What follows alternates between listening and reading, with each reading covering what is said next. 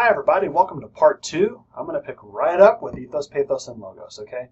So using my example here of someone being tried for a murder, okay? You have the inartistic proof. I mentioned that of the bloody weapon, right, with the fingerprints on the handle. Artistic, though, you could use ethos, pathos, and logos to actually even tear down the inartistic argument, the inartistic proof, the inartistic way of knowing. So you could use ethos. I don't know if you have ever heard of credibility witness. I don't know if you've ever applied for a job and had to provide a reference. What they're doing is they're doing a credibility check. They are asking, hey, you know what? Is what I saw in the interview really real? Was that credible? Okay. Are the ethics there? Is it so it's credibility and ethics. It's an interesting mix of the two. You're also going to have ethos in the public speaking realm deals not just with good information, not just with good source citation, but with good delivery. I can know what I am talking about, but if I am not able to deliver it in a way that lends credibility to my actual experience and knowledge, then I don't have ethos. You've probably had teachers that you were like, wow, this person might know what they're talking about, but they have no credibility in the classroom. Absolutely. Ethos is real. You can have pathos. So in that murder trial, you might have the wrongly accused defendant's family on the front row, or they're sitting with them behind the table. And you use emotion appeals to the jury, and you can say, if you send this person to prison for a murder they did not commit, not only are you condemning wrongfully a person to incarceration, but you are also condemning this family to a life of having to rebuild. And right about that moment, the youngest and cutest child would go, "No, don't go to jail," and everyone would be moved to tears, and that person would get off. Logos, though, is logic, okay? And you use language with logic, okay? That's one of the cool things about what Aristotle does is he sort of marries the two here. And so Aristotle's articulation of logic has become the foundation of Western logic. I can't really even put into words how impactful this has been. If you've ever even thought to yourself or said out loud, that's a contradiction, well, you're probably citing Aristotle's version of a contradiction, okay? If you read his work, it's all of this is outlined, and actually, all we really have are his lecture notes. His writings that we have now are his lecture notes from when he was teaching. So I guess what if in like 2,000 years everyone's just looking at PowerPoints that were left over? Maybe that's good. I don't know.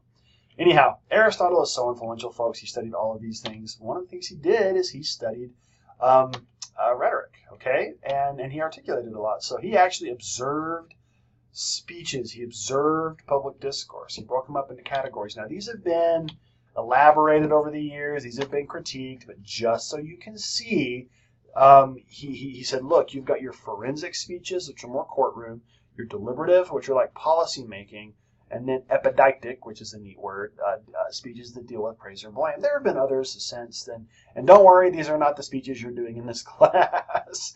But he spent time observing. He spent time thinking about this. He spent time teaching this. This is an old picture of rhetoric, of his probably one of his best known works, Aristotle's Rhetoric, where he unpacks all of this. And let me tell you something, if you read it, it will melt your brain because it's really hard to understand. But thankfully, people have devoted their lives to studying it for millennia, and there's a whole lot of commentary. So I've engaged the original, and it's cool and it's tough. I'm not gonna lie. So folks, those are the big three. There are others out there. You've got Gorgias and Socrates. You've got the pre-Socratics like Parmenides and Zeno and Heraclitus. I mean, the names of the thinkers at this time, they just go on and on and on and on and on. So very quickly, let me cover a group called the Sophists, or the Sophists, depending on who you're talking to. In academia, we'll pronounce it however they pronounce it, okay? They'll pronounce it how their professor pronounced it, okay? I pronounce it both ways because I've had professors pronounce it both ways, you know? So there you go. Pronunciations aside, let's talk briefly about this. So sophists overall, okay, have a bad reputation, all right? I'll say that. Whether that's warranted or not is a good question. They claimed to make their students better. They claimed to teach virtue, which you've actually got some of the big thinkers. Socrates says you can't teach virtue. You can't do that. You either have it or you don't. You have to decide you want it yourself, and then you have to learn it. But sophists come along and they say, actually, I can teach virtue. Now, in the ancient Athens, ancient Greece, this is a big claim. One of the reasons why they have a bad reputation. Okay. Now listen to this. They claimed that human excellence was not an accident of fate or a prerogative of noble birth, but an art or techne. That ought to sound like a word you and I use today, technique, that can be taught and learned, okay? One of the things about ancient Athens and ancient Greece is they actually had kind of a social caste system. And while this is like the birthplace of all like Western ideas on democracy and stuff like that, you were born into whatever you were born into. So if you were the daughter of a farmer, you were a farmer's daughter, and you were, you had more rights than other women, but you still were a woman. So you were not, it's I in no way mean to make ancient Athens to be this like wonderful utopian place. It had some backwards, really bad stuff going on, thinking wise. If you were not an Athenian, you were a barbarian, you were heathen, you were less than human. So it's not like human equality was for everyone. But the ideas that were there did get brought into the world that we're in right now, okay, for better or for worse.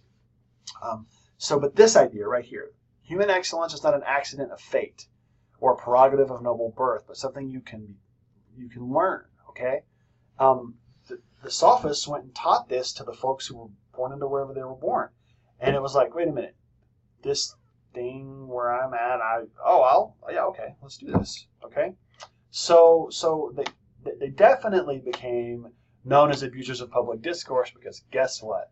They used public discourse to, number one, persuade these people that they didn't have to stay in their positions. So the people who were born higher up who were like, oh, wait a minute, I was born noble and you're telling these people that like my nobility is meaningless?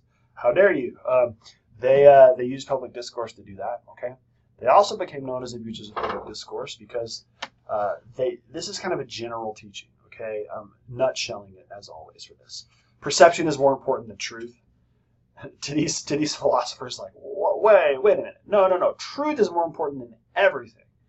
And the sophists were kind of saying, actually, perception is more important than truth.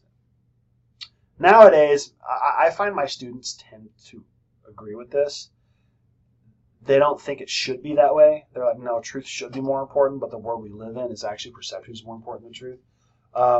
There are pictures of I saw a video of this like kid rapper kicking dents in his Rolls Royce to prove it wasn't rented, and I'm like, oh, I guess people rent these things for their videos to make the perception that they're okay. And then he kicked dents in his Rolls Royce, and I'm like, anyway, perception is more important than truth. The insanity of that just drove me crazy, and it stopped me even being able to finish my sentence a few seconds ago. So perception is more important than truth. So essentially, wherever you're born, whatever caste you're in, we can sort of teach you. So what they did is they used public discourse to do that. They taught them to carry themselves in public. They taught them to be eloquent. They taught them discourse. Okay, they taught them the art of oratory. Okay, so you've got one here. Possibly the most famous sophist is Gorgias, and then you've got a Socrates who would sort of disagree with some of these things. And oh, by the way, remember way back on that Plato slide where I said sophistic rhetoric? He disagreed with that. He just disagreed with this stuff, some of it, okay? That doesn't mean he was bad. Plato's very influential as well. But Gorgias, the reason why I'm going to bring this up really quickly is Gorgias compared the exciting and fearful effects of a good speech to witchcraft or spellbinding. Now, he taught this stuff, okay? Gorgias traveled around. He was an itinerant, very successful itinerant, but traveled around teaching this stuff, okay? this thing that you're studying this semester in this class has so much baggage, okay? Your anxiety, one of the biggest bags you're carrying around probably, but then you've also got the possibilities, okay? And he doesn't mean real witchcraft. He just means this idea that a good speech can move an audience. Have you ever watched it? Have you ever watched someone speak and then you got done and you kind of were like, wow, that was amazing. Like I completely lost track of time. They had me in the palm of their hand. If not, I hope you experienced that. It's a wonderful thing. It's how you know you saw something amazing. It's moving. It can change your mind. It can be persuasive. Okay? And that's what Gorgias is talking about here. The craft of speaking can be used as an artful tool to soothe or hurt, to help or harm. This is what Gorgias is saying, okay? When he says witchcraft or spellbinding, this is what he means. He means that a good speech can really move an audience. It can really have an impact. It can really change things. I have taught public speaking for a long time, longer than I like to admit because it means I'm getting old, but I have had students do this to me that have completely changed the way I think on things in some aspects. And I'll be sitting around with some of my friends and I'll be telling them what I'm thinking about something and they'll go, "Where did you get that?" And I'll go, "A student delivered a presentation." So folks, I wanted to get some of these background things out of the way. Socrates, by the way, I threw that name on there because Socrates kind of disagreed with the whole teaching of virtue thing. You either had it or you didn't, okay? For Socrates. Socrates is before Socrates, by the way. It's not like, some dark internet version of Socrates. It's just he came before. So I am going to wrap this historical foundations thing up. We're going to get into topic selection and anxiety management next. I'll see you in those screencasts and in the boards.